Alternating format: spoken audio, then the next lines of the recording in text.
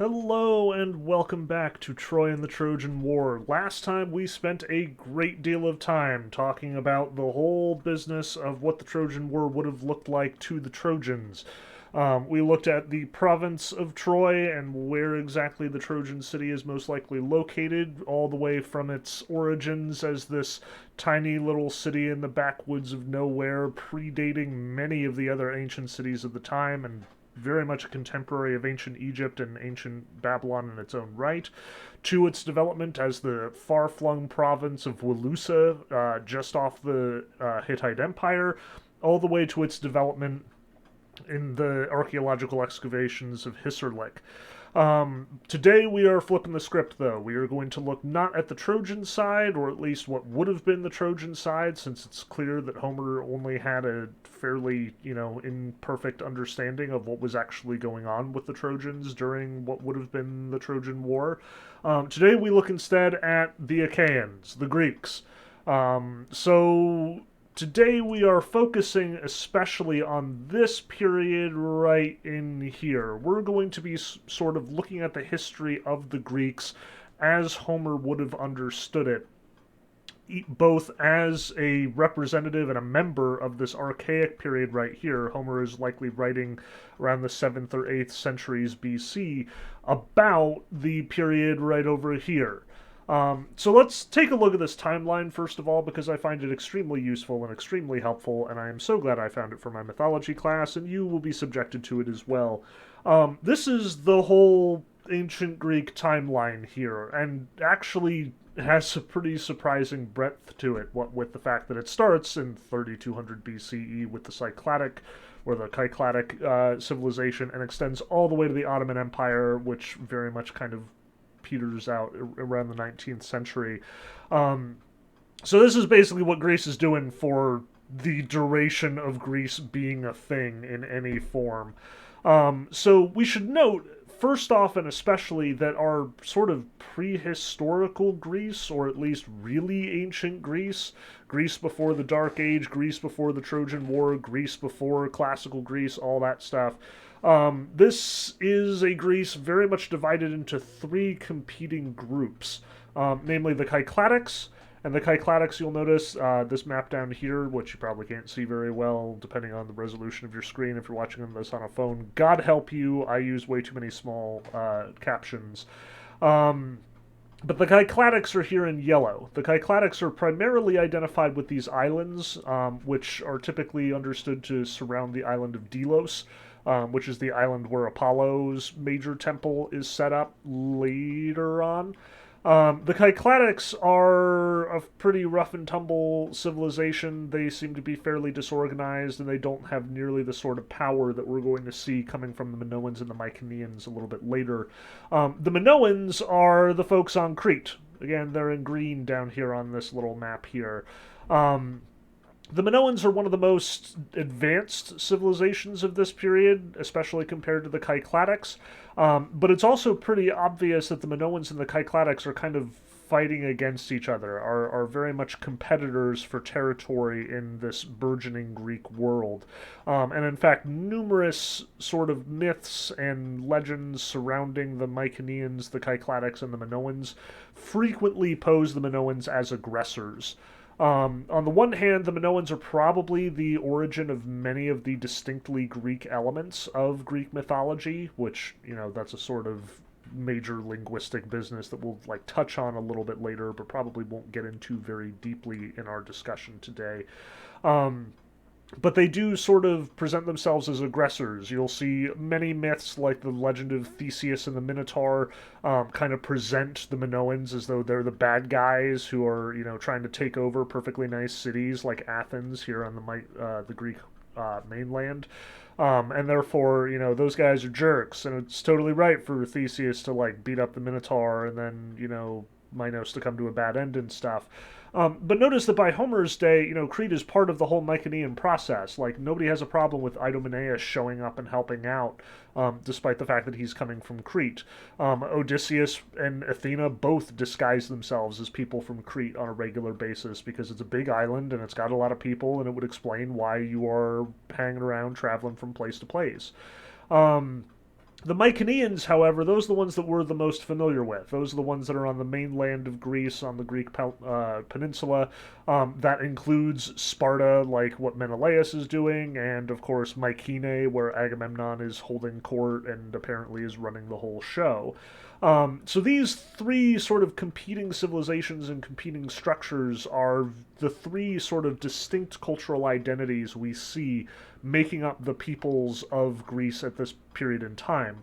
The Cycladics are having a rough time of it, as we'll talk about, and they're frequently getting beaten up by the Minoans and later the Mycenaeans.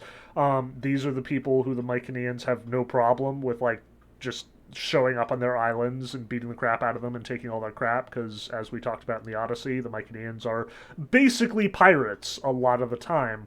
The Minoans are aggressors with a fairly organized and fairly sophisticated civilization who present themselves as a threat frequently to both the fairly fly-by-night Mycenaeans and also to the, extremely disorganized Cycladics. So let's take a look at these distinct cultures as we, sort of tear all this apart.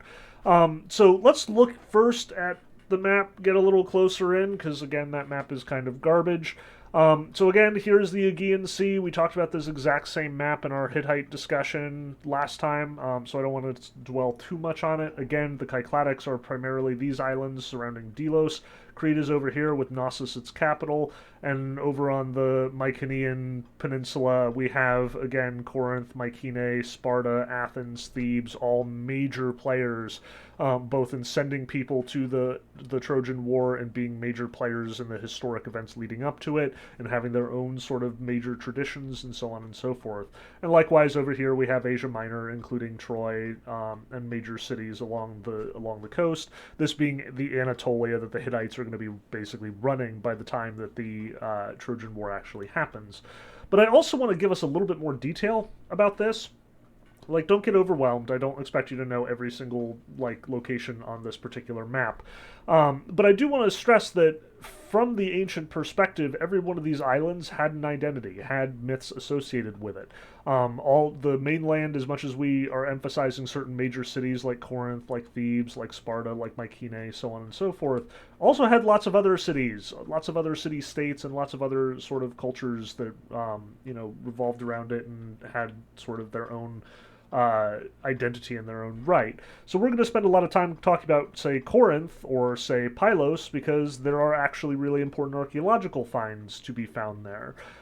So keep in mind, this map is, in fact, on the PowerPoint presentation, which is on the Canvas page. Feel free to refer to it as we go through our discussion today, since, again, we'll be talking about a lot of these kind of weird little towns and cities when they prove to, survive longer than a lot of the other places that seem to be more major, because they're not getting, like, ripped off and destroyed in order to build new cities and stuff.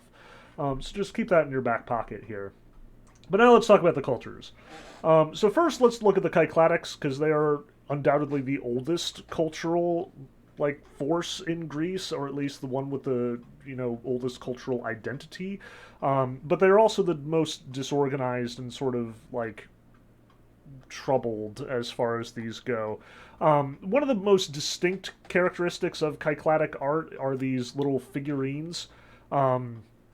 Most of them, like, there are tons of these where they're just like this random figure, usually a female figure. Notice the very distinct breasts shown here, with arms crossed across the torso, usually right arm above or below left arm. Like, there's an entire little archaeological cottage industry built around sort of recovering and identifying these Cycladic figurines, and there are, like I said, tons of them, and they basically define the Cycladic period the entire time the Cycladics are a thing.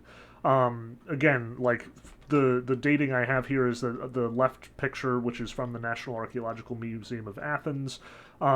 This dates widely from 2800 to 2200 or to 2000 BCE.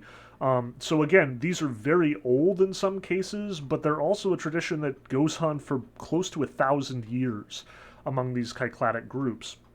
Now, some of them are more sophisticated. Like, we do get these figurines, which, have, like, playing instruments. The harp player is especially noteworthy because it is probably one of the most sophisticated works that the Cycladic, or that we've recovered from the Cycladics, at least intact. But nonetheless, notice that it is very rough all the same compared to some of the stuff that we'll be seeing later on in this lecture. Likewise, Cycladic pottery is also really rough. And the suggestion here is that that's because on these Cycladic islands, there really isn't a lot of good clay to work with. Like, it is inferior materials compared to what you will find on Crete or on the Greek peninsula. So the Cycladics are doing the best they can with what they've got, but the fact of the matter is, it is not great. There are way more representatives of this very simple pot with the sort of, like, kind of rough geometric-ish design made out of this terracotta over here on the left. The one on the right is, again, a uniquely complicated and sophisticated work of pottery here. Again, kind of typical of the Cycladics. The Cycladics have a lot of these sort of complex works of pottery in order to perform multiple offerings at the same time. Again, you'll notice that, like, there's all these little mouths, so you can, like, pour a libation into each one of them, presumably for different gods or deities or whoever. At any rate, like, both of these are considerably newer than most of those figurines that we talked about in the last slide. Again, these are dating to 2300 and later BC. But nonetheless, again, these tend to be really fragile. Not many works like this tend to survive, and most of these are also inferior clay. The bottoms are frequently falling out, they're frequently breaking. It's really tough to keep them together. And this is yet another example of the long history of technologically inferior civilizations getting the crap kicked out of them and being unable to develop due to not just technological inferiority, but also the inferiority of resources. In the world stage, the rich get richer and the poor get poorer. That's just the way it goes. So let's move on from the Cycladics. Like, again, very rough, very tough living as far as this is concerned. Not a whole lot of sophistication because the materials really weren't up to snuff compared to their competitors. By contrast, the Minoans have a much more sophisticated sort of culture and, like, artistic legacy. This is a bull-leaping fresco found in Knossos, the capital of Crete. This is largely reconstructed. Like, you'll notice that there are all these little patchy places. Those are actually the thing that is painted. Everything else, all of this, like, empty space that isn't all bumpy, that's artistic reconstruction. People sort of filling in the gaps of what this must have looked like once upon a time. So keep in mind, this is not nearly as well preserved as it seems to be here, but I just kind of wanted to give you an idea of what it would look like in theory as much as what it actually looks like in fact. The Minoans clearly had a great deal of sophistication as far as their art depiction is concerned, as far as their ability to acquire colorful paints, as far as their interest in depicting these artworks on walls or on frescoes in this way. Something that the Cycladics really do not have any evidence of doing, either because they didn't have the materials or because the materials they used did not survive the lengthy process by which art becomes archaeology. This is admittedly much newer than all the Cycladic stuff that we've seen. This dates to about 1450 BCE. And is, again, considerably newer. You'll notice that the depiction here is of a person leaping over a bull. Like, theoretically, you would have this bull charging at someone, and then, like, this person would grab the bull by the horns and vault over it. Like, this was apparently a thing that Minoans did for fun. You will actually see a lot of depictions in Minoan artwork of this whole bull leaping process, and it was a weirdly prevalent part of their culture. Probably connected to why bulls are such an important part of, like, Minoan and Greek culture generally. Like, there are a weirdly large number of myths dealing with extremely sexy cows and or bulls, dealing with, like, bulls as, objects of, theft or like these important, valuable objects, like Heracles has to steal the cattle of Geryon. There's, this bull that mates with Pasiphae and makes the Minotaur. Like, you'll notice in the Iliad and the Odyssey, all the time, bulls are like the first thing you sacrifice to the gods when you're having a particularly important occasion. This is a big deal to the Greeks for some reason, and has been for a long, long, long time, even before the Trojan War breaks out. You'll also notice, though, that Minoan pottery is way more sophisticated than the Cycladics as a rule.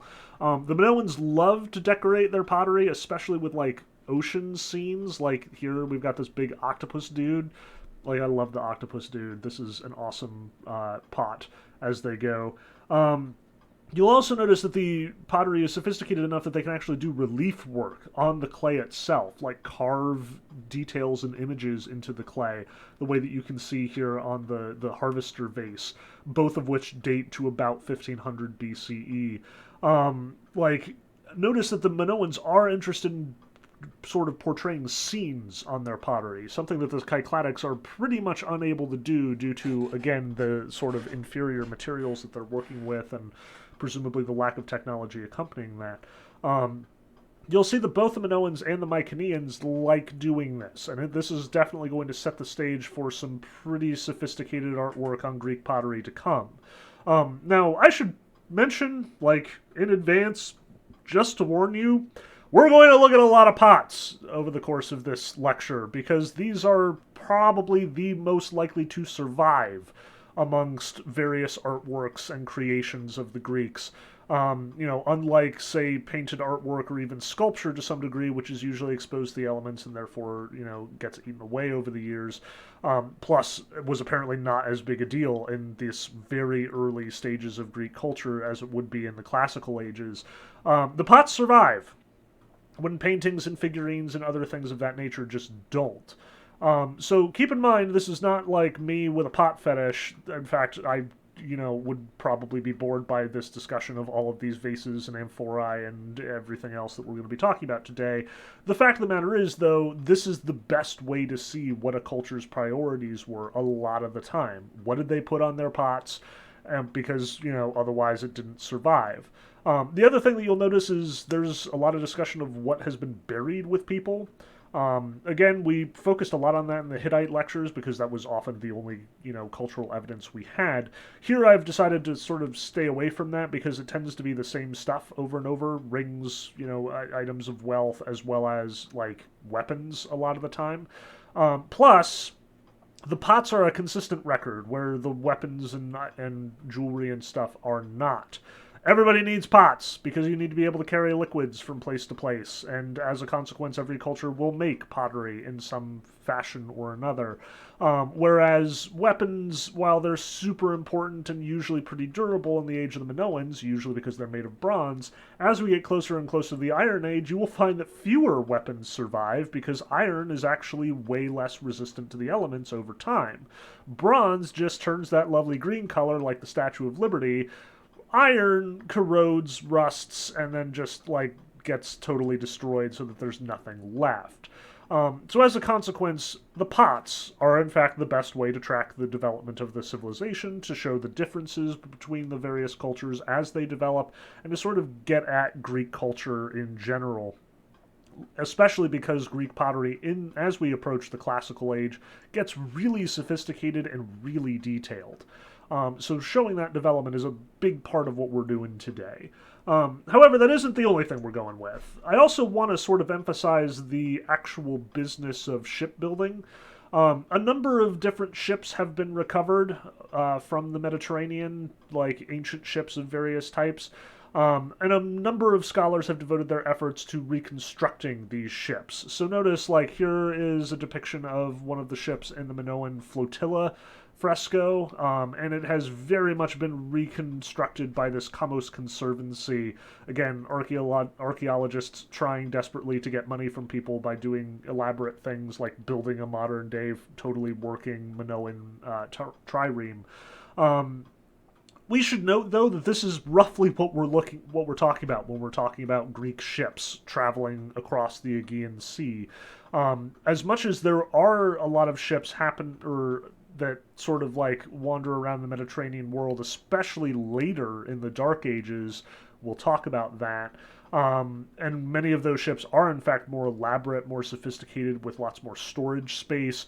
That actually has very little to do with the Greeks in many cases. That's largely the other sort of trading communities, especially the Phoenicians in the back half of like the Dark Ages and into the Archaic period. Typically, when we're talking about what would the Greeks have taken to get to Troy in the 13th century BCE, this is the sort of thing we're talking about. And notice, this is not like a very large boat. There's virtually no storage space. There's room for a fairly large crew, but they're going to have to restock frequently, hence Odysseus stopping off all the time in order to pick up more swag from various islands. In fact, Homer's probably not even working with a fairly realistic notion of what boats and boating would have looked like in the 13th century. He's probably assuming an archaic perspective, but we'll come back to that. Suffice it to say that I did want to give you a sense, though.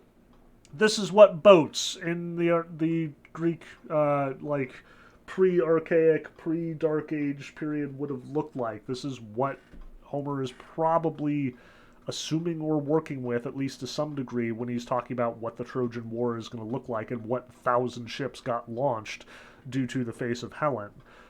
So just keep that in mind, and feel free to check out Kamos Conservancy if you want to see more detail about their project there. Now let's take a look at the Mycenaeans, because again, that's kind of our major focus here. They are the direct inheritors of, you know, Agamemnon and all the Greeks who show up at Troy. And you'll notice that Mycenaean art is pretty dependent on Minoan art. They've even got their own octopus vase. Hooray!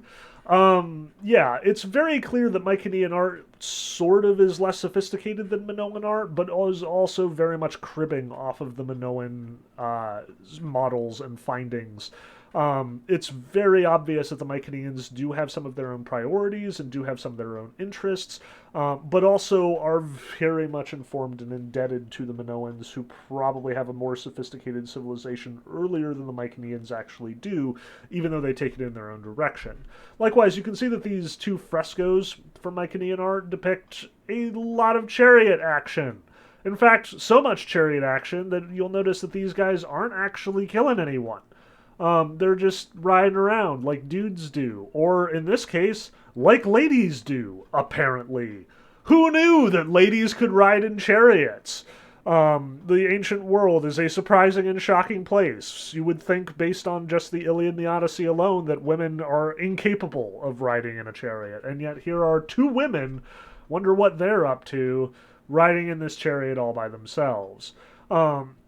But notice the takeaway here is that the Mycenaeans do have a much more sophisticated, say, chariot and road structure culture than even the Minoans do, because it's kind of a bigger area with a lot more spread out territory. Chariots are much more useful in that situation. But also, this is a priority of this time. This is something that you would have seen regularly in the Bronze Age amongst the Mycenaeans. Put a pin in that. We will come back to that particular detail as we go along. Also, you've seen this picture before. This is the artist's reconstruction of the Megaron at Pylos. This is very typical of Mycenaean architecture. Again, the Megaron palace structure, these big, giant, like, palace-ish rooms where presumably entire communities would meet and hang out and do stuff together. This is very typical of the Mycenaean world. We find these Megarons at Pylos, we find them at Mycenae. Again, we've got the sort of weird, thin, mini one at Hisarlik itself. This is clearly the major feature of the Bronze Age world, and you will even find a few of them on Crete that they are sort of secondary to the Mycenaeans. This is apparently a Mycenaean predominant feature of their architecture and of their culture. I should also emphasize, though, that the Minoans and the Mycenaeans do have a writing system. Again, like, it's pretty rough, and we can't even translate at this point or decipher whatever Minoan A is, or Linear A. That's what this tablet from Crete back in 1500 BCE is actually doing. But we have managed to decipher our way through Linear B, because it's a little closer to our own understanding of Greek. You'll notice that both writing systems are kind of pictographic, kind of, like, it's weird. It's kind of a cross between the cuneiform system that we saw with the Hittites and other cultures from like the Semitic background deriving from the Babylonians. But it's also a little bit hieroglyphic-ish, the way that you might expect from a culture heavily influenced by the Egyptians, which in all likelihood the Minoans had hung out with the Egyptians. Most scholars also pretty firmly agree that Linear A is definitely the inspiration for Linear B. The Mycenaeans are definitely copying off the Minoans' notes here and establishing their writing system after the Minoans have established theirs. But again, since the Mycenaeans will lead us into modern day Greek in some ways, we have managed to interpret it. And importantly, one of the things that scholars have found from examinations of Linear B writings, like this tablet here, which you've got the little transcription down here, and also this is what's on the other side, because we're less interested in pictures than words as far as the archaeological community is concerned. One of the things that the archaeologists have noticed is that the Mycenaeans apparently have a pretty sophisticated government system that does not rely on predominant kingship. In fact, there's a pretty egalitarian system in Mycenaean writing. Something very much out of sync with what Homer describes in the Odyssey and in the Iliad, where, it's Agamemnon and Odysseus or die. You'll also notice that those big megaron structures that we emphasized as a part of Mycenaean culture, very much open to like big debates between many different interlocutors, like huge community meetings, something approximating like a town hall meeting today. This apparently was the way that the Mycenaeans went about their business once upon a time, and it's also reinforced by the fact that anytime that you find a Mycenaean tomb, you will typically find that all the dead are buried together. Mass graves, mass burials, not the cremations that we would expect based on what Homer was talking about. Instead, everybody is buried together. If there are, in fact, major class distinctions or hierarchies, they're typically not that carefully observed. Even into the Dark Ages, we see a number of different burial plots with mass inhumation rather than mass cremation or individual sort of notoriety, though it does also happen, just more rarely. So again, the picture that we're getting from the sort of ancient Greek world, like ancient Greek world, for lack of a better way of distinguishing the pre-Dark Age world from the post-Dark Age ancient Greek world. Again, I know it's hard to keep track. Do try and keep your eye on the prize here, and do try to keep these distinctions separate. They're going to get only worse as we go along. It is obvious that what Homer thought the culture looked like probably looked very different in practice based on what limited and scanty evidence we have. Again, it's kind of hard to put together archaeologically a town hall meeting because, everybody leaves. And the minutes aren't necessarily that easy to find. But as close as we have, it's indicating that it is more town hall than kingship. We do not have a purely centralized bureaucracy governing large groups of people like we do over in Babylon or in Hattusa. Instead, we have, again, lots of people coming together and deciding things for themselves, and these are effectively minutes, not dictates or laws or, decrees. So let's look back at our Greek timeline, because, again, we're getting kind of confused here. Let's emphasize this was, again, the ancient Greek world, pre-Dark Ages. And we should emphasize especially that stuff that we're talking about at the end there, Linear A and B, the, sophisticated pottery from the Minoans and Mycenaeans, these would have been contemporaneous with the supposed date of the Trojan War. If the Trojan War went down, and again, we have lots of reasons why it may not have, this is the sort of culture that would have been engaged in it. Those are the boats that they would have used, those are the pots they would have carried, those are the cultural priorities they would have had. And again, they are frequently out of sync with what Homer describes in the ancient Greek world. But that's because, again, Homer's writing over here. If this is the pre-Dark Age world, Homer is coming out of the Dark Ages and writing in likely the 8th or 7th centuries, so well after the Trojan War would have actually happened. So let's turn our attention from, again, the pre-Dark Age world of the Greeks to this Dark Age and then the archaic world, the one that Homer himself would have lived in. We will get around to talking about the classical Greek world and the Hellenistic Greek world probably in our next lecture. As well as what happens when the Romans take over the place. Not so much the Byzantines and the Ottomans. That's pretty well outside of our scope in this class. But we will talk about the rest of these periods as well. So again, do try and keep our cultures distinct. Cycladics versus Minoans versus Mycenaeans. Do recognize that there's a major difference between the pre-Dark Age world, where the Trojan War likely would have happened, and the post-Dark Age world, which is where Homer is writing about it. So, with that in mind, let's look at the Dark Ages. And again, I should emphasize, like we talked about last time in our discussion about Hattusa and the Hittites and Walusa, nobody knows why the Bronze Age collapsed. They just know that it did. There are a lot of potential reasons for it. A lot of people do have some like limited writing talking about, invaders from the sea or other potentially destructive catastrophes. But generally speaking, we don't know why the Bronze Age collapsed. We just know that it did. And you'll notice that in the direct fallout after the Bronze Age collapse, the sophistication of the art and of the pottery and of the various materials that are being produced is way decreased.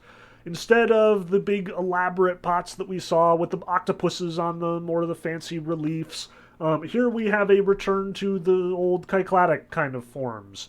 A little bit, or considerably more sophisticated, way larger, more detailed than the Cycladics were. But this proto-geometric amphora here, again, lacks all the artistic work that we've come to associate with Greek pottery at this point in time. Again, this is what's usually called proto-geometric, in reference to the geometric pottery that is going to be developed later as the archaic period is really getting underway.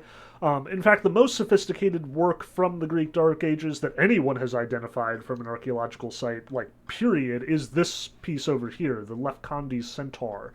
There are a couple of things to sort of distinguish the centaur. Namely, notice that it has this really detailed face, and even the ears and the eyes and the nose are all set apart. That's stuff that we haven't seen from any sculpture, definitely not the Cycladic figurines. It's also heavily suggested by certain archaeologists that this may be a depiction of Chiron, the centaur who trained Achilles, and also the centaur who appears in a lot of important Greek mythology. Why do they think that this particular centaur is Chiron? Well, anytime that anyone depicts a centaur, we immediately assume it's Chiron unless we have good reason not to. But also there's this little gash over here in the centaur's knee, which, according to Apollodorus, Heracles wounded Chiron at one point during his epic adventures. He got drunk and a little rowdy with some other centaurs and then beat the crap out of a bunch of centaurs, and in the process accidentally shot Chiron. The archaeologists in question are arguing that that gash there is deliberate, and that it in fact indicates that this is in fact a reference to myth, in which case this might be the earliest artistic representation of a myth that we know of, or at least a myth that we know of, in Greek culture, period. This centaur dates back to 900 BC, which you'll notice is at the tail end of the Dark Ages extending from 1100 BC to about 800. But nonetheless, the suggestion here is that we are moving. We are going from a culture that was more interested in sort of general day-to-day activities, threshing wheat and leaping over bulls, apparently, random stuff that you encounter in the ocean, to a culture that does in fact have a sophisticated mythic tradition, and a culture that sort of celebrates that mythic tradition with its art, literature, etc. I should emphasize that it's during the Greek Dark Ages that a lot of things change for the Greeks. Much as we cannot really track those changes insofar as there's detailed historical evidence, again, writing, all that linear A and B has basically vanished off the face of the earth at this point. There are very few settlements where any writing has been discovered during this Bronze Age collapse, even outside of the ancient Greek world. Despite that, we know, based on the sort of materials that are getting around and the exchanges that are happening, that trade is getting more and more robust during this period.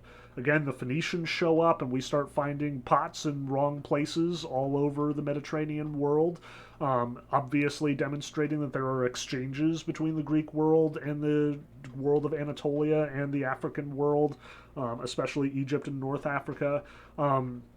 All of this suggests that while, the technological sophistication may have decreased, at least as far as the archaeological record is concerned, nonetheless, there is a sophistication to the culture, to the trade routes, and to the development of a lot of these sorts of untrackable cultural indicators. And again, that includes the epic tradition. Remember that Homer isn't the first person to tell the story of the Iliad and the Odyssey. He's just the first person to write it down, if person he is. The epic tradition likely developed in these dark ages. Again, because you'll notice that as we proceed through this lecture, we're going to see more and more artistic evidence celebrating these epic stories, celebrating these myths, and developing them in ways that simply did not appear before the Greek Dark Ages. So the stories seem to be getting richer even while the pottery and the technology and the sophistication of the detail in these things is getting weaker. Likewise, the Bronze Age is over. The Iron Age has begun. So again, we're not going to see a whole heck of a lot of weapons unless they are, in fact, like throwbacks to the old bronze armor of yesteryear, which some people are, in fact, doing because there were, like, geeky Greeks even back in, the Greek Dark Ages. But increasingly, we're going to find evidence of iron without actually being able to find the iron implements itself, because, again, rust, destruction, iron doesn't stand up to age nearly as well as bronze does. So the Dark Ages are less dark than people tend to think. Like, again, anytime that somebody calls anything a Dark Age, you can bet that there are a bunch of scholars who are like, wait, look at all these cool things! And then it'll get complicated. I should also just emphasize, for the record, this is not the same as the Dark Ages generally. Like, when people just say the Dark Ages, they're usually referring to the European world after the fall of the Roman Empire. We are referring to the Greek Dark Ages, the Bronze Dark Ages, like between the Bronze Age collapse and the Iron Age. The archaic period in Greek history, as we are going to be talking about it. Don't get the two confused. Again, I know that there's a lot to keep track of here, and I'm probably giving you way more history than any of you expected in a class on Troy and the Trojan War, but it is important for context, and there's a lot of fascinating stuff going on under the hood, and really, this is kind of what this class is all about. Our goal here is not just to read Homer, although that is really important, but to also contextualize him, understand what the deal is here. Understanding how all this fits together is going to be an important prerequisite for getting the basic facts right when it comes to writing a paper about what Homer is, like what he's doing, how he relates to the world that he is writing about, and so on and so forth.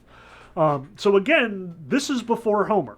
This is in the period between the Trojan War as it likely would have happened, or when it likely would have happened, and the rise of Homer, the development of writing again probably inherited from the Phoenicians and beyond. So that's all I got for the Greek Dark Ages, although that probably was more than enough. Let's move on to the Archaic period, because this is where things really start to develop and the Greek civilization and society really start to take form.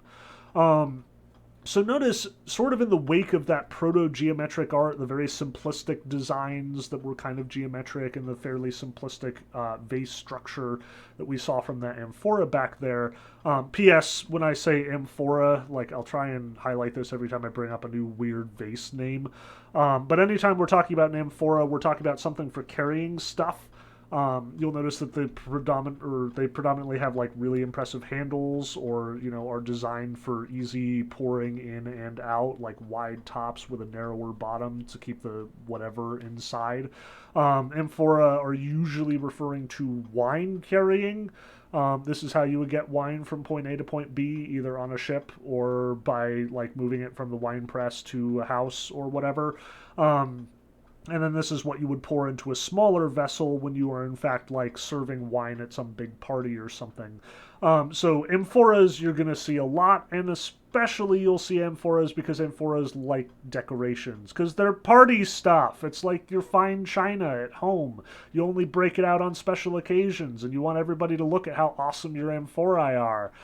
When you are pouring this stuff, you want everyone to be like, wow, that's a really cool picture that you have on your amphora. So yeah, keep that in mind I am sort of cherry picking the coolest art here because a lot of it really isn't decorated as well. You'll also notice that the depictions on Greek pottery tends to match to some degree the purpose that they're being used for. So you'll notice that like amphorae tend to have really exciting scenes, stuff with battles and chariots and horses and soldiers, because amphorae is for wine and wine is for drinking by tough manly men at parties for tough manly men, where men are having drinking contests and talking about their old war exploits. By contrast, if you are running into a, say, hydria, which is the sort of container that they would be using to carry water around, well, nobody drinks water. Like, women drink water, and women take care of water, and women use water for washing and stuff. And as a result, most of the hydria have women on them. Women going to places and getting water. The Greeks are very pragmatic that way. They depict on their pottery what the pottery is kind of supposed to be used for. But we'll talk about that more as we go. Again, notice from the proto-geometric to the geometric, we have way more sophistication in the design here. We have these sort of wiggly patterns all throughout this particular amphora. We do in fact have some small, very small depictions of actual people in very stylized form here. The design is considerably more sophisticated, considerably more complicated than we saw with the proto-geometric stuff from the Dark Age. And notice this one over here, we actually get like full-fledged depictions. Here's some horses and people on chariots, and here's some random animals hanging around.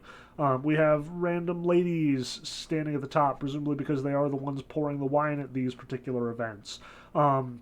This is, again, fairly typical, and you'll notice that we are at this sort of intermediary point between the proto-geometric, very sort of crude works of the Greek Dark Ages and the really sophisticated stuff to come. But that said, we should also emphasize that we occasionally do have some fun stuff in here as well. If you read our chapter on Greek society, you probably ran into the reference to Nestor's cup. This is one of the coolest archaeological finds, in my opinion, and I've run across it several times in my studies for this class. This is a cup. Yep, that's it. It's just a cup. Like, calm down. It is, in fact, really small. Like, it's hard to sort of get a sense of it, but it is, in fact, small. It's got the two handles for drinking. Notably, it was found at a tomb site along with the body of someone who we assume was a 10 to 14-year-old, and therefore we can assume that this was a kid's cup and not just like a regular cup. Like, we'll see some grown-up cups later on in our discussion. But importantly, this is a kid's cup, and it is written on. Like, there's an inscription.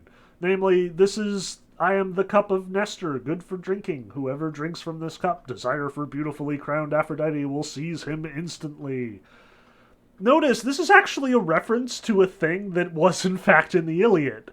You'll remember, like, it's this random little passage in, like, the doldrums of the book. I think it's, like, book 11 or 12, when all those warriors are getting, like, dragged back from the battlefield having been wounded. Nestor is sitting there drinking from his cup, and we even get this little side note from Homer where it's like, the cup of Nestor was so mighty that only Nestor could pick it up.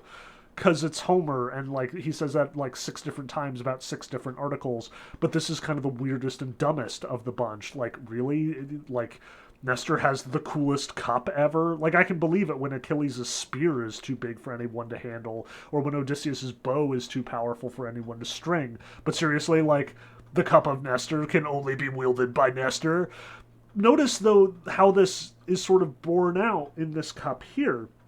Namely that we have this cup that is designed for a kid, and the cup says on the cup, I am the cup of Nestor. So you feel like a badass Homeric hero every time that you drink from this cup.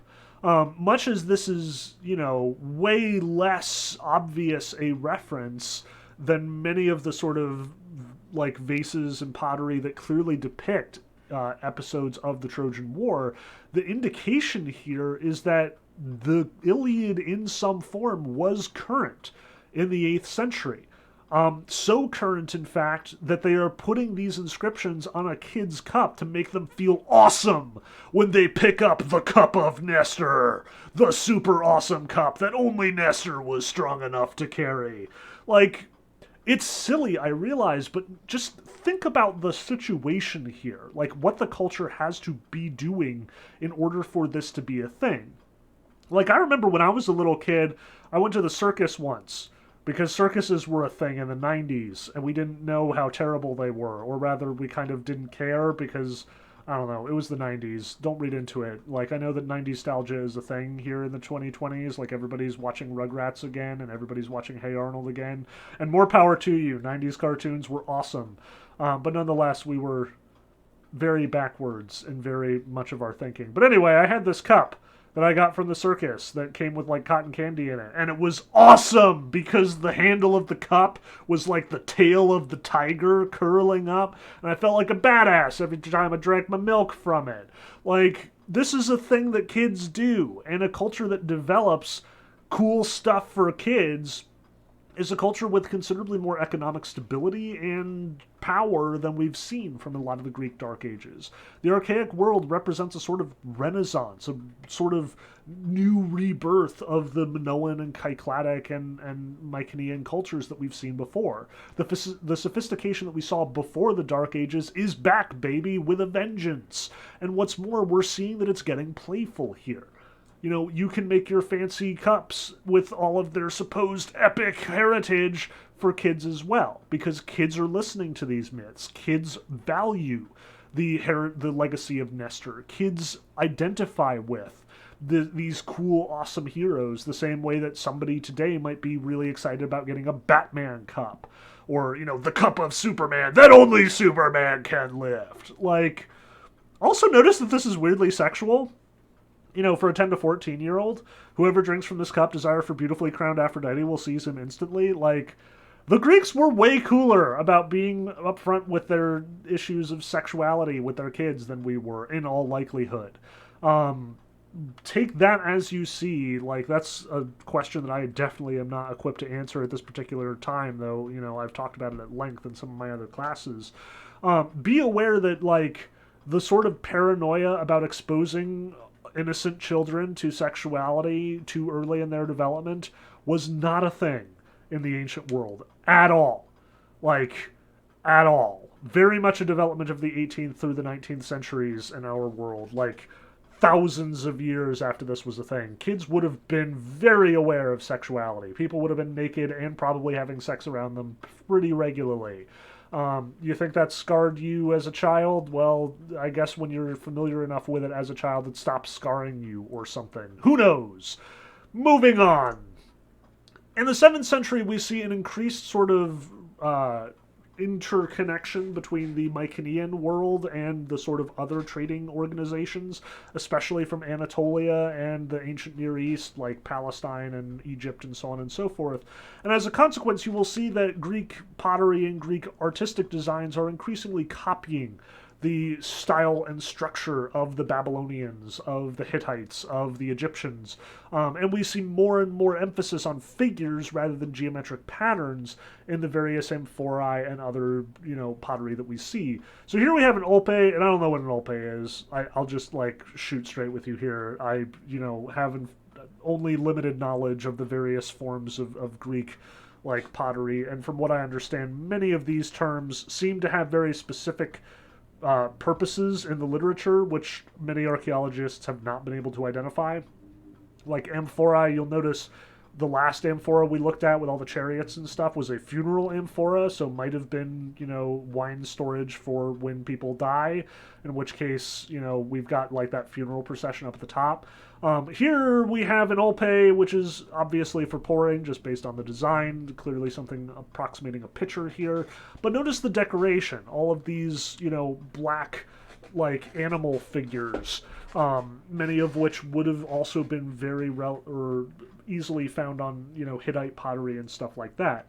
We also see the same thing here on this skyphos, and a skyphos is a grown-up cup. Like, again, notice how similar it is to the cup of Nestor, but also bigger because grown-ups. Here we have not just animals, but also some human figures. Now sort of in and among the animals. We did see some very stylized, very sort of, like, rough human figures on those earlier amphorae in the last slide, but nonetheless, it's getting more and more sophisticated as we go along. Likewise, around the 7th century, we start seeing an increased interest in temple building in the ancient Greek world. The archaic Greeks are really the first ones to build these sorts of communal temples. Like, again, the major architectural feature of the Minoan and the Mycenaean world, and even to some degree the Hittite world when it was obviously interacting with them, were those megorons, the big palaces, the big communal rooms where people would, like, apparently hang out, eat, drink, have big meetings, so on and so forth. Now we're seeing an increased number of devoted temple structures. And this is sort of the earliest time that we are seeing these things happen. So again, that's another sort of anachronism in Homer's writing, namely that, there weren't devoted temples to Athena in all likelihood in the Troy of the 14th century BCE. That probably wasn't a thing that existed, but something that Homer was sort of reading into the culture based on his own experience. By contrast, here in the 7th century BCE, we're seeing a lot of new temple structures. This is the Temple of Poseidon at Isthmia, just outside Corinth. We don't have a whole lot of it standing yet, obviously, but it is clear where the foundations were set. Most of these very early temples were likely constructed out of wood, which is why they don't survive. You'll notice that these classical pillar structures are very typical of this kind of temple, and by the end of the 7th century and into the 6th, we're seeing those same wooden temple structures being replaced with stone, which means they are surviving, and we do in fact have some pretty good idea of what they look like because many of them are still standing. So this is the Temple of Apollo at Corinth, again just down the road from the Temple of Poseidon, but notice that it is 100 years afterwards. So clearly during this archaic period we're seeing a lot of early temples being constructed. Now the big ones, the ones that you're probably familiar with if you're familiar with Greek temples at all, stuff like the Parthenon, is more typical of the classical period, i.e. after this archaic period. Not many archaic temples survive, and from what we can tell, not a whole lot of temples were built during the archaic period. This was a fairly new development in the culture, not something that had existed in the Dark Ages as far as we can tell, where if it did, it was way cruder and destroyed very thoroughly. We don't have anything left, in short. By contrast, again, in the Archaic period, we're seeing this increased focus on these temples. We're seeing more of these religious locations sort of being built now that the palaces and the private sort of temples are not nearly as important as they used to be, now that you do have specific places where you go to perform your sacrifices or to perform these things. So keep that in mind. Like, again, temple structure is also proceeding apace during this archaic period and probably did not predate it by a whole heck of a lot here. But this obviously brings us to the major milestone in Greek pottery. The stuff that, again, if you've ever been in the Metropolitan Museum of Art, you probably recognize because it's really famous. There are tons of these black figure pots and pottery throughout the Mycenaean and ancient Greek world, starting very much at this late stage in the archaic period, which, again, you'll notice these earliest sort of black figure pots with all the detail and stuff date back to the 7th and 6th century respectively.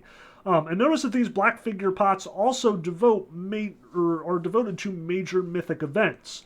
Like up here we have Heracles stabbing Nessos the centaur. Again, Heracles just had it out for centaurs, I guess. Although, to be fair, Nessos did try to rape his wife, according to the myth as told by Apollodorus. So Heracles definitely had legitimate beef there. Likewise, the figure down in the bottom part of the pot, which is largely worn away and kind of hard to identify, probably Perseus. Although I'm not entirely sure why that is the case. I just have been told this by Wikimedia, so we'll go with that.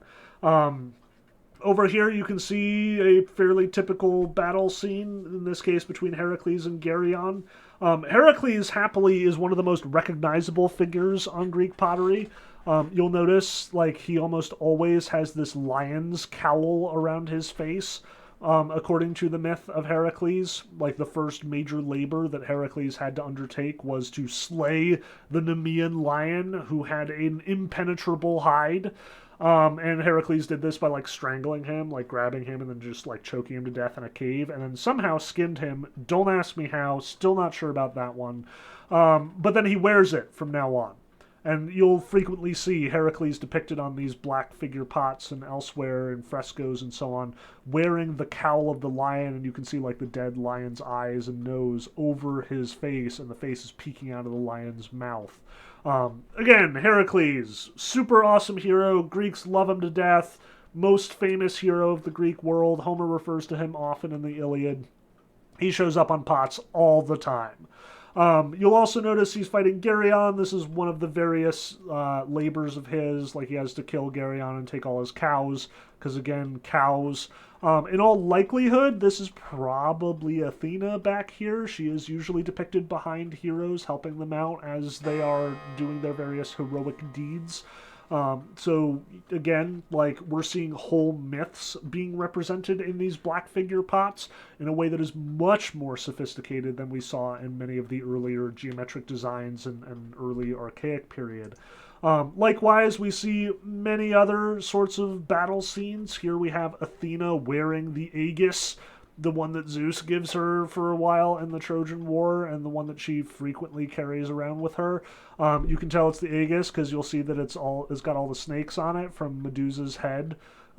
She wears Medusa's head on the aegis, like you can see the face right down here. And this is important because, again, when she wields the aegis, when she wields the giant shield, or as it's represented here, the armor, it immediately like turns people to stone and or drives them insane, and they run away screaming, as happens in the Odyssey 22, I believe. Likewise, we see just a legit battle scene over here. Again, as we would frequently see in Homer, the two guys both carrying spears, likely throwing them at one another, as you can see with this guy in the back, carrying their shields and trying to defend themselves that way. Notice, though, that we didn't see a lot of that before this period. Like, as much as we did see some sophisticated depictions of people and chariots in the Minoan and the Mycenaean world, they were very rarely fighting in such dramatic poses, so dramatically with one another. Either they weren't interested in war back then, or that's not what war looked like to them back then. I should emphasize that as much as, Homer describes this sort of like, first the one guy throws the spear, and then the other guy throws the spear, and then they pick up the rocks, and they fling the rocks at each other. Like, as much as that is a very typical scene of Homeric writing, notice that it is depicted more and more after Homer than it is before Homer. The celebration of these myths, and especially the Homeric tradition, seems to be something that is coming after the tradition is well established and well developed.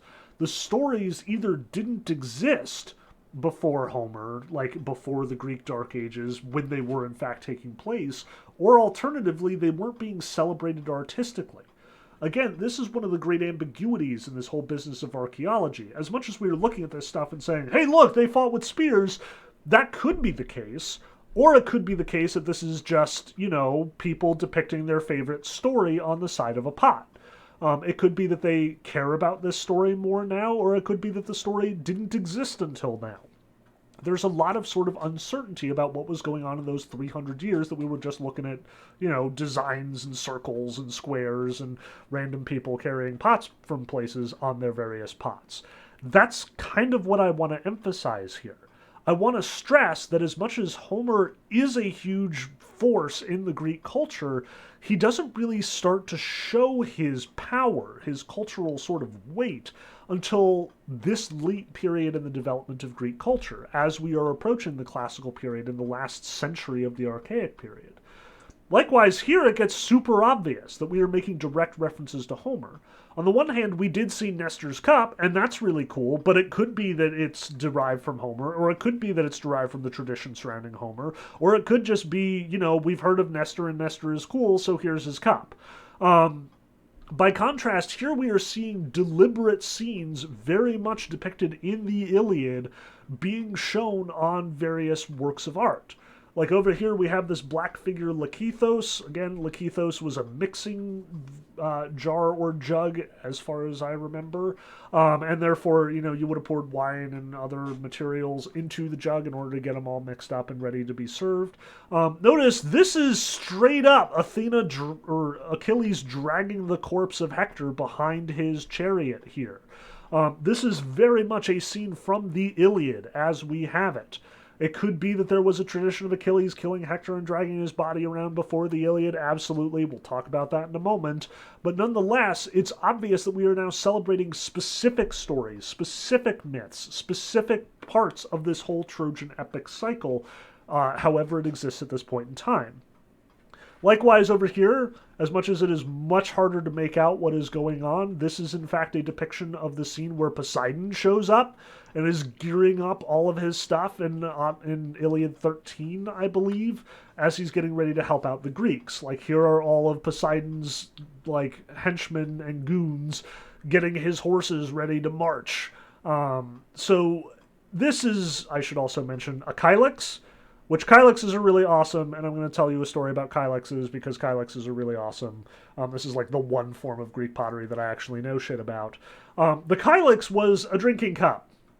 And when I say drinking cup, I mean a drinking of wine cup.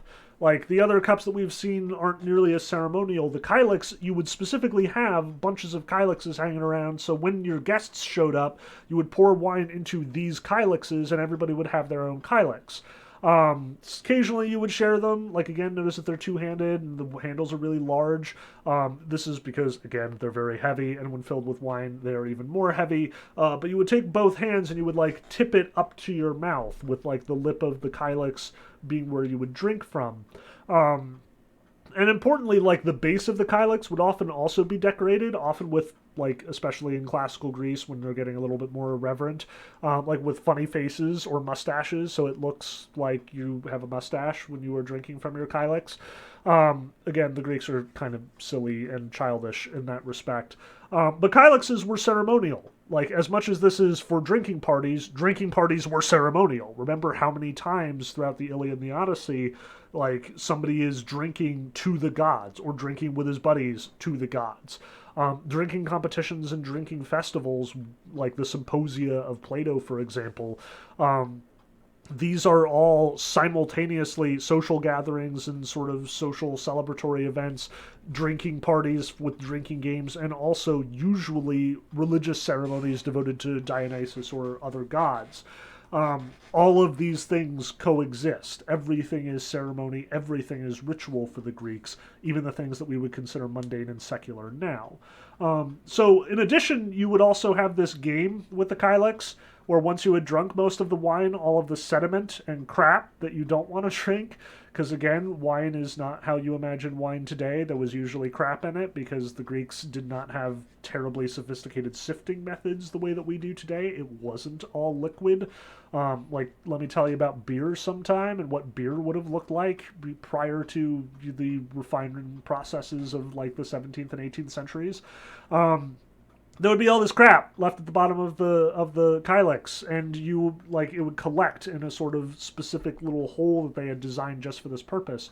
And what you would do is you would take the handle of the Kylex and you would flip it and try and hit a target or something. They would have somebody's face on the wall, and you would throw wine crap at it.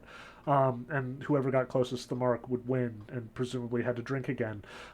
So all this to say, the Greeks had really elaborate wine drinking rituals, and the Kylex was very much central to all that stuff.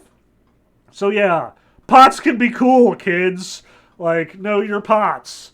Anyway, moving on. Let's talk now and put all of this together. Now that we have gotten right up to the edge of the classical period, which we will talk about next time and next week as we sort of talk about how the Greeks interpret Homer and how the Greeks sort of carry Homer's legacy into their most sophisticated golden age period, let's back up and talk about what we've talked about today. Again, Homer is writing in the 8th or 7th centuries, before all of that black figure pottery, probably contemporaneous with something like Nestor's cup or the geometric designs of the early archaic period. well after the Minoan, Cycladics, and Mycenaean period that we talked about early on in this lecture. I want to sort of connect all this to the stuff that we've been reading in the Cambridge Companion to Homer. For today, at this point, you should have read the articles on epic as genre for last time, specifically connecting the epic to other epic traditions across the world, specifically those that were distinct from the tradition that Homer is drawing from, like the Guslars of the like Slavic countries, or the big Mongolian epics that were like millions of lines long and still remembered in incredible detail, or the giant like African epics, which, you know, the guy was like, why would you ever recite all of this at once? The Homeric epics definitely belong to their own tradition, as we saw in the essay, The Epic Tradition in Greece. And I also want to sort of take apart the differences between Homer's epics and the details that Homer describes in his epics and where they line up as far as the time period is concerned. So we're going to talk about, on the one hand, the stuff that we find in Homer, the stuff that's detail in the Iliad or the Odyssey, and then where it seems to belong as far as the historical record is concerned. So, for example, the business of individual cremation. Like throughout the Iliad and the Odyssey, we see several times important dead people get cremated, not buried. This was likely unique to the archaic Greek world. We very, very rarely find Bronze Age cremations. Again, usually people are buried en masse in giant group tombs rather than individually cremated or individually honored. Unless they were especially wealthy, and even then it's not necessarily connected to their prowess in battle. So when Homer is talking about cremation, he's likely importing an 8th century or 7th century idea, something that was much more common in archaic Greece, to the ideas that would have been in the Bronze Age. Again, as much as we need to recognize that Homer is a product of a tradition, that the record that we have written down by Homer or his contemporaries or the Homeric tradition, however you want to understand it, we have to recognize that the tradition that goes all the way back to, you know, the Dark Age and beyond probably didn't get the details right, or Homer is taking some pretty obvious license with them. He is making this poem more accessible to his listeners at his time, rather than trying to, you know, actually represent accurately the historical world of the late Bronze Age. Likewise, you'll notice, again, in Homer we have this rigorous hierarchical structure. The kings and lords are very much over above all of the common folk. Sarpedon has his whole speech about the reason why he's wealthy is because he risks himself in battle, because he has greater courage and strength than the average person under his command. Likewise, when we see Odysseus hanging around in Ithaca, we note the very severe hierarchical structure there. Penelope is holding down the fort in lieu of Odysseus the king being gone from Ithaca, and all of Odysseus's various servants and slaves and so on and so forth. Everybody who was in his household was very strictly subservient to him and to his family. This rigorous kingship sort of organization was, again, not something typical in the Bronze Age. According to those Linear B texts that we found, power was very much shared and organized in a way very atypical of the way that Homer is talking about it. Homer is, again, talking here about 8th century practices that would have been typical in archaic Greece based on what we've seen of the way that the certain burials and cremations are prioritized above others, the way that, like, just households, the oikos, is sort of structured. The megaron form that it was very typical of the Minoan and Mycenaean period is very much not the way that the Greeks nowadays are sort of organizing themselves. We do not have that sort of decentralization. Instead, what we would have once called palaces are, which actually turned out to be, you know, very communal structures, have given way to what are actually palaces, grand estates housing a lord or a king or something of that nature, much as we see it in the Odyssey and the Iliad. By contrast, the war chariots that we see frequently discussed in Homer, like again, Patroclus rides his chariot into war, and then when he dies, the horses, like, supernaturally bring the chariot back for Achilles to ride into war. Diomedes does all of his exciting action in Book 5 from his chariot. This wouldn't have been something in archaic Greece. Like, notice all those pots and stuff that we see, very rarely do they depict chariots, and when they do, they are usually associated with a myth of some kind. The more we get closer to the classical world, the less evidence of chariots being a normal way of going about your business seem to be. Chariots in war were frequently depicted back in the Minoan or the Mycenaean period, or at the least, we see a lot of chariots being depicted in those Mycenaean frescoes, even if they're not being used for war. But in the archaic world, this would have been something weird, something that harkens back to the Bronze Age. This is something that the people listening to Homer would have considered exotic and old-fashioned. But at the same time, you'll notice that the way that Homer depicts it isn't necessarily in sync with the way that it tends to be depicted in the ancient world.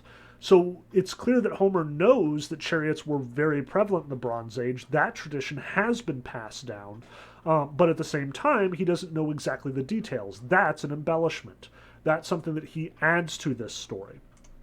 Likewise, the palaces, the megarons, the fact that Priam and Odysseus do have these big, like, central rooms where lots of people hang out together, this would have also been an anachronism, something that would not have existed in archaic Greece. Like, as much as the hierarchical structure is, in fact, a thing about ancient Greece, the fact that Odysseus would have had, like, a really rich estate, that's something that is more typical of the estates in the archaic world. Homer is aware of these giant structures being the sort of center of these estates. Odysseus has his major meeting room where all of the suitors congregate. Priam has that central courtyard that sort of links onto all of the individual houses. Homer is aware that these are old-styled structures that would not have existed today, presumably because people aren't wealthy enough to actually build them the way that they did once upon a time, although Homer is unaware of the fact that, in fact, these structures were communally designed and built. The megarons of Priam and Odysseus are therefore purposed inappropriately, according to Homer. What he sees as evidence of lavish wealth, of great accomplishment, and therefore must be the provenance of one dude, one really important king, instead were likely built communally, designed communally as a communal space for lots of people to go about their business, not just one king. So while the construction, the building is accurate to the Bronze Age, the use is inaccurate. Again, a sort of error on Homer's part, or an association that Homer would have associated with his present time rather than the distant past. The temples that we see fairly regularly in the Iliad and the Odyssey. Like, again, Hector dispatches his mother to go pray at the Temple of Athena to get Athena off their back. Or the way that Odysseus will frequently show up at temples in his various journeys. Maybe not that frequently. Again, civilization is kind of something that Odysseus does not have access to a lot of the time. These temples were, again, not something that you would have seen before the Dark Ages. Remember that the earliest evidence of these temples that we have actually occurred in the middle of the Archaic period, in the 7th and 6th centuries, especially those big stonework temples. Now, Homer is probably importing his own assumptions about the way that religion is conducted in the archaic world, and sort of taking that and adding it to the Bronze Age world, either from ignorance or because he is, just sort of like trying to familiarize this with his audience. The goods, the random swag that people have, all the fancy jewelry and stuff, and the obvious evidence of like people hanging out with each other and trading with each other, that's very much dependent on the Phoenician trade and all those trade ships that are hanging around the Eastern Mediterranean and the Aegean, something that would not have existed until 1000 BC at the very earliest. So once again, after the Trojan War. Much of the swag, much of the sort of like gold and silver, the stuff that, Achilles puts on display as the prizes for the various competitions, all of these are anachronisms, do not belong to the Bronze Age so much as they would have been prevalent to the archaic listeners and being symbolic of their wealth and prominence to the archaic listeners. So all that to say, again, Homer seems to have a very rough idea of what the Bronze Age in fact looks like in comparison to his own Iron Age. On the one hand, that could be because he doesn't know better. Again, he's just ignorant of the situation. He doesn't know what actually was going on in the Bronze Age, and that's probably true. Some of it, though, could have been passed down through the epic tradition, and this may inform us about the limits of the epic tradition itself. What the epic tradition gets right and gets wrong, which we can see through Homer, may be an indication of how old the epic tradition actually is. If in fact we get some important details like this incorrect, perhaps the epic tradition is in fact considerably younger than we might have reason to think, because again, so much of it was transmitted orally, we can't very well put a good time on when it in fact started. Alternatively, Homer might be making deliberate artistic decisions here. Again, since the 90s are current, I guess I can use this example, but back when the Batman animated series was a thing in the late 90s and early 2000s, it was very much a sort of non-time period, like vague sort of Art Deco art style. On the one hand, there were inventions that would not have made sense until like the 1970s or 80s or 90s. On the other hand, there's a very clear sort of indebtedness to the 1950s Art Deco art style and before. That was a deliberate choice. It very much creates a world of Gotham City that is out of time and place, that doesn't have a particular sort of obvious cultural touchstone as far as a certain like location in time. It's possible that Homer's doing the same thing here, that the Greek world that he is describing in the Iliad and the Odyssey was kind of a blend of a wide variety of cultural touchstones that Homer is just sort of mixing and matching for his own purposes.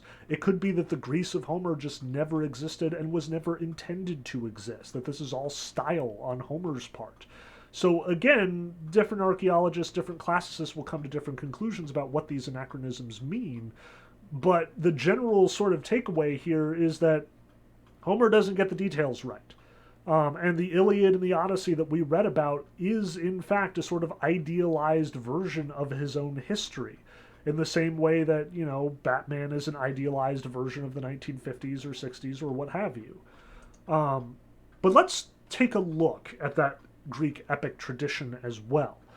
Again, between our two essays on the epic as genre and the sort of like Homer and the Greek epic tradition, we get a lot of discussion of what the actual epic is about.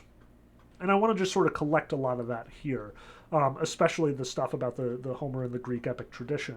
And I should stress, first and foremost, that this is old, like really old. There is evidence, especially between the connections, especially because there are connections between Greek epics and Sanskrit epics, like Indian epics, the Vedas, and so on and so forth. The suggestion is that there are, in fact, a sort of underlying epic tradition. So some of the obvious comparisons between the Greek and Sanskrit epics includes the connections between, you know, Heracles, the most important Greek hero, and Indra, an important hero of the Sanskrit epics, as well as there are some obvious connections between Achilles and Arjuna, which again, I'm just quoting our textbook here. I haven't actually read the Vedas or the Hindu epics, so I really don't know on this one. It's on my reading list, but you know, there's only so much time in the day for me to spend reading stuff that I just feel like reading instead of stuff for class. Suffice it to say that the suggestion that there are these two disparate cultures with oddly similar epic traditions, and that these cultures have also been identified as being linked by their linguistic oddities, again, like many linguists and sort of archaeologists and investigators of the way that language works have argued that there was this Proto-Indo-European language and culture, some sort of people group that extended all the way as far west as like the Celts in Ireland on the one hand, all the way east to the Hindus and India and the Indus River on the other. The suggestion is not just is the language connected, but their culture is connected as well. And in all likelihood, there was an epic tradition in the Proto-Indo-European world, something that gave rise to both Heracles on the one hand and Indra on the other, Achilles in Greece and Arjuna in India. However, the Greek tradition also seems to rely pretty heavily on its Semitic origins. There are a lot of connections between, say, Hesiod's writings in the Theogony and the Works and Days, and the Enuma Elish, the great Babylonian epic, as well as some pretty obvious connections between Heracles, the major Greek hero, and Gilgamesh, the major Babylonian hero. It's pretty clear that the Greek sort of epic tradition grew out of both the Indo-European tradition, which extends all the way to India, as well as the Semitic tradition, again, a separate language group, a separate cultural group, but one that the Greeks undoubtedly would have bumped into, especially as they had more and more truck with the Anatolians. Again, the Hittites, the Babylonians, they were all Semitic languages and Semitic traditions, and would have had Semitic sort of connections. By Semitic, we should also emphasize that this is also like the language and culture that brings us the Old Testament. So again, we have two very distinct cultures and cultural identities bumping into each other here, and the Greeks borrow from both because they are the inheritors of both. They are borrowing some from this Proto-European or Proto-Indo-European tradition, which probably gives us certain elements of the way that these things are perceived. Most like classicists and linguists would argue that Zeus is a very typically Proto-Indo-European type god. Many of the Proto-Indo-European gods or like king gods are also associated with like sky and thunder and things like that. Whereas Poseidon probably has more, or some of the gods, probably not Poseidon. Poseidon is probably homegrown, to be honest. Like there are connections to Indo-European sea gods, but also like the whole Cycladic world seems to attribute earthquakes and horses to Poseidon, which is something that the Indo-Europeans wouldn't have done. By contrast, like Demeter or Hera seem to have a lot of clear connections to Semitic fertility goddesses, which are very prevalent throughout the Canaanite world, the Babylonian world. Like Ishtar especially seems like an obvious analog to Hera. Like it's clear that both traditions are sort of meeting and fusing in this Greek world and position. But I should also emphasize that there are also a lot of Greek epics in their own right. Greek epics that we've lost. Like the Iliad and the Odyssey are obviously these major, important, and influential works of Greek culture and literature, and they have survived surprisingly well for, close to 3,000 years of history. However, the suggestion from a number of Greek scholars and writers is that these were just a number of epics among a long and storied epic tradition, some of which surrounds the Trojan War, but many of which do not. So, for example, there was almost certainly, like, we have the Hesiodic tradition. That one is, in fact, there, although calling it an epic is a little rough and probably a bit, generous on my part. But there was almost certainly a Heraclean epic tradition, like an epic of Heracles. Homer refers frequently to the various exploits of Heracles. Many mythic traditions, especially Apollodorus, talk about the labors of Heracles. It would make sense that he would have his own epic at some point in history, something that both Homer and these other myth writers are drawing from. Likewise, there is probably an Oedipus epic tradition, as well as a sort of broader Theban epic tradition, including Tiresias and his adventures, because Tiresias was very influential in both the story of Oedipus as well as the wars that take place either by Thebes or in attacking Thebes. Like there's a lot of data in Apollodorus about this major series of Theban wars, and we see references to it fairly frequently in Homer as well. Remember that like Achilles wrecks Thebes almost single-handedly at one point. It would stand to reason that he would be involved in some greater Theban tradition, even if most of the Thebaid, as we might call it, predates him. We also have the Argonautica. Like, you'll notice that Homer refers to Jason and the Argonauts infrequently, but a lot of the Argonaut adventures show up, especially in the Odyssey. Like the adventure with the sirens and the crashing rocks, which Odysseus opts not to visit, are both like major touchstones in the Argonautic tradition. Many of these stories also have more modern interpretations. Like in the classical Greek world and even into the Roman-ruled world, things like the Oedipal cycle of Sophocles or the Argonautica of Apollonius of Rhodes, I believe. These epics do get later treatment.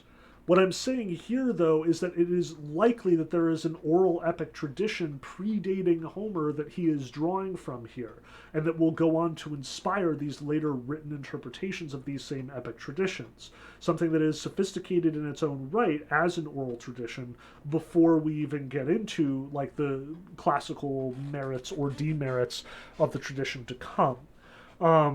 Likewise, we do need to talk about the Trojan cycle. In one of the Greek writers of the classical world, namely Proclus, he gives us great detail about how the Trojan cycle like existed in the various parts of the Trojan cycle, and this is tough to sort of place in its own time. In all likelihood, Homer's epics, the Iliad and the Odyssey, were part of this overarching Trojan cycle. But at the same time, it's uncertain whether the cycle predates Homer or whether the cycle is indebted to Homer.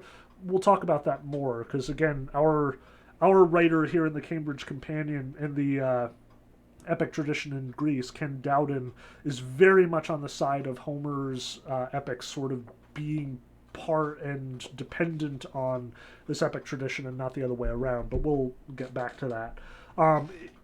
What we do have is this evidence from Proclus that there was at least some epic tradition, that other epics existed as part of this Trojan cycle beyond what Homer had to write in the Iliad and the Odyssey.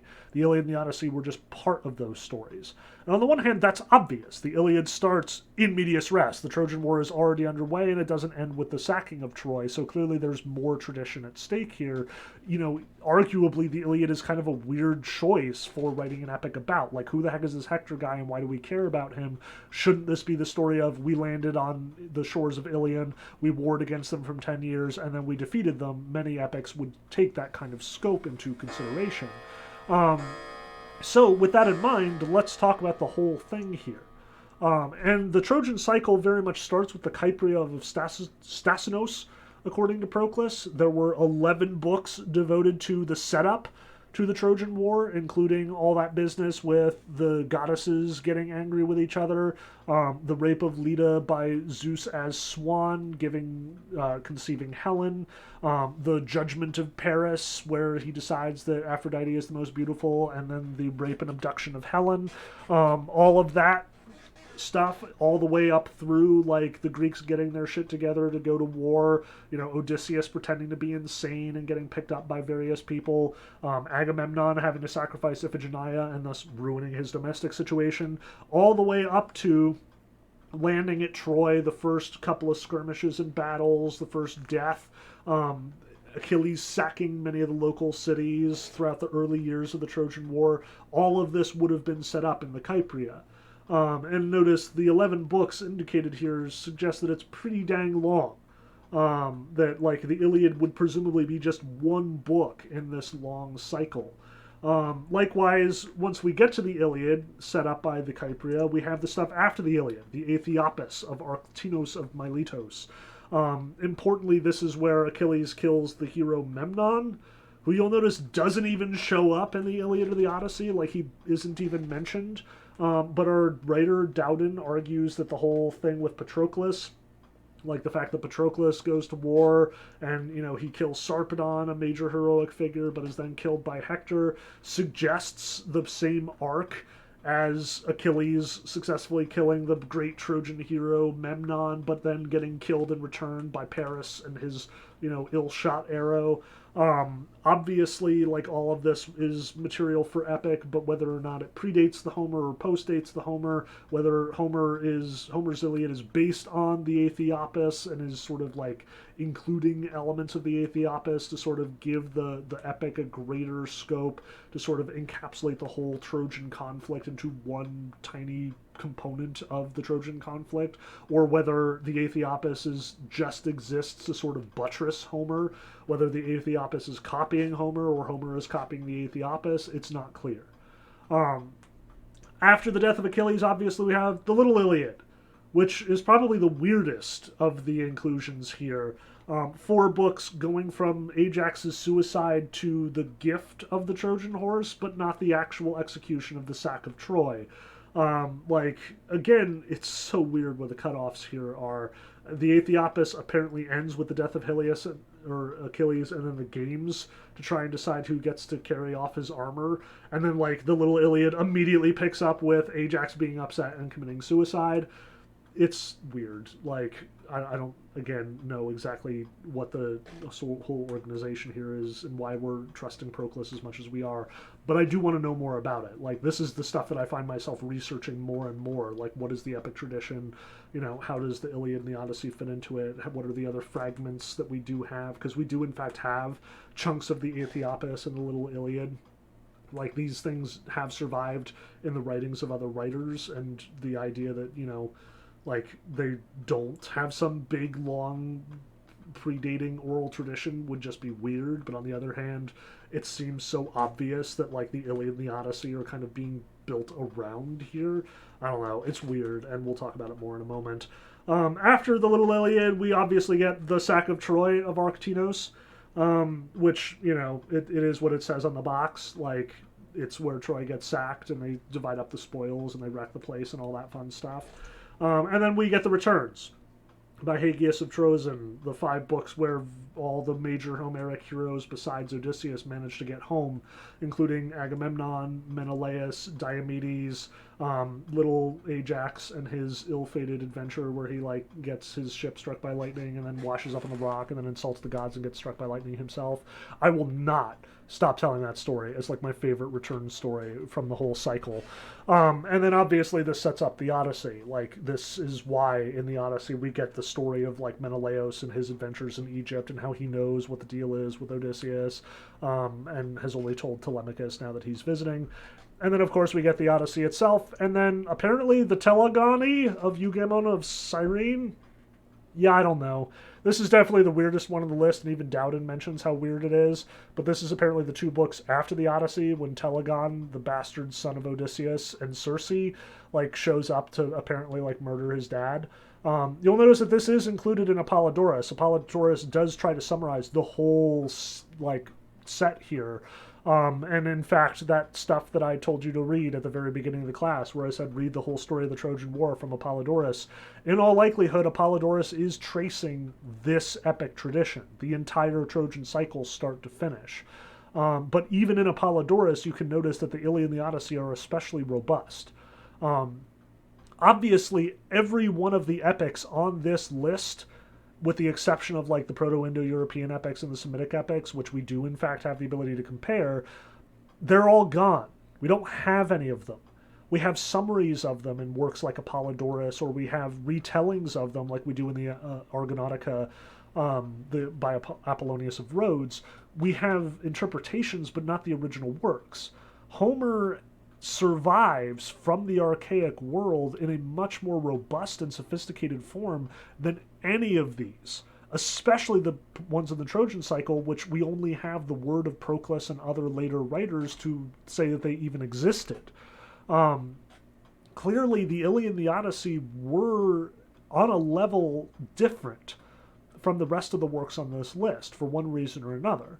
And on the one hand, it could be that Homer survived when the others didn't because he got preferential treatment. Like, Aristotle especially, Dowden blames for, like, singing Homer's praises and thus getting the other works kind of disproportionately screwed. Alternatively, it could very well be that Homer really was just much better than they were, and that these other works, like the Kypria, the Aethiopus, and so on and so forth, were built by later and possibly inferior writers to fill in the gaps of a tradition that clearly existed in Homer's day, and that Homer refers to often, but which has not survived in nearly as sophisticated and artistic and gorgeous a form as we see in Homer. Either Homer was a superior writer lending his artistic talent to a tradition that was well entrenched, and thus elevating that tradition beyond the rest of the tradition itself, or alternatively, that tradition is secondary, and Homer was there first. It's really hard to say. And again, this is something that I'm really keen to study, because as much as I am not a classics guy, and as much as my, like, intellectual academic upbringing is not in Homer but in philosophy, my philosophical interest is in the study of language, and this is very much where my classics interests and my philosophy interests intersect. So yeah, you better believe someday I'm going to know way more about all this epic tradition, and I hope to report it either in a podcast or something else once I get there. Um, for now, though, keep all of this in mind. Recognize that Homer belongs to a tradition, a history, a culture that way exceeds him. On the one hand, we're not entirely sure what that role in this culture actually is. In the same way as we don't know whether Troy was a really important city or not so important a city. Clearly, it was less significant than Babylon or Hattusa, but at the same time, it seemed to be way more significant than any of the other coastal cities in Anatolia for reasons we don't quite understand or appreciate. Likewise, we don't know where Homer fits into this grand tradition. On the one hand, we have lots of Greek writers saying there is more than Homer. There's this whole Trojan cycle. There are all of these other epic traditions, and the evidence for that is pretty clear in the surviving fragments as well as what Homer himself writes. But on the other hand, we don't know what that means. Why is Homer the only thing that survived? Why do all of these other works seem secondary to the Iliad and the Odyssey, less sophisticated, less complete in their own right? Why did Homer survive and nobody else? These are the sorts of questions that classicists are still wrestling with and probably will be wrestling with forever, unless we somehow stumble across some somehow overlooked text, which doesn't seem likely at this stage. Again, notice how fragmentary most of these archaeological expeditions and findings tend to be. Likewise, we are still trying to dig up the past and figure out what the heck was going on in Minoan and Mycenaean Greece, in the Dark Age Greek world, in the early Iron Age archaic period when Homer himself is actually drawing from. Much of our conclusions about the culture of the archaic world derive from Homer. And since we've seen that Homer is clearly embellishing, drawing on, Bronze Age anachronisms as well as, contemporary Iron Age thinking, we can't be sure how much of that is invention, how much Homer is, making the social world of his day into something totally unrecognizable from what the actual social world of his day was. It's crazy complicated. And I hope that the last couple of lectures have given us an opportunity to see that, to recognize the great ambiguity and uncertainty surrounding these historical details and surrounding Homer's place in both the epic tradition and in the Greek culture generally. So with that in mind, next time we move our attention to the classics and we talk about the Greek world after the Archaic period, the golden age of Greekdom. Great writers like Plato and Aristotle, like Sophocles and Euripides. We will in fact read Euripides' The Trojan Women, so get ready to do that because it's a bit long for, 1 day's worth of reading. We will talk about how this all fits together, and we will ask ourselves the question, who the heck is Homer anyway? As we move forward through Hellenism and towards the Homeric legacy into the future. I look forward to talking about it with you soon.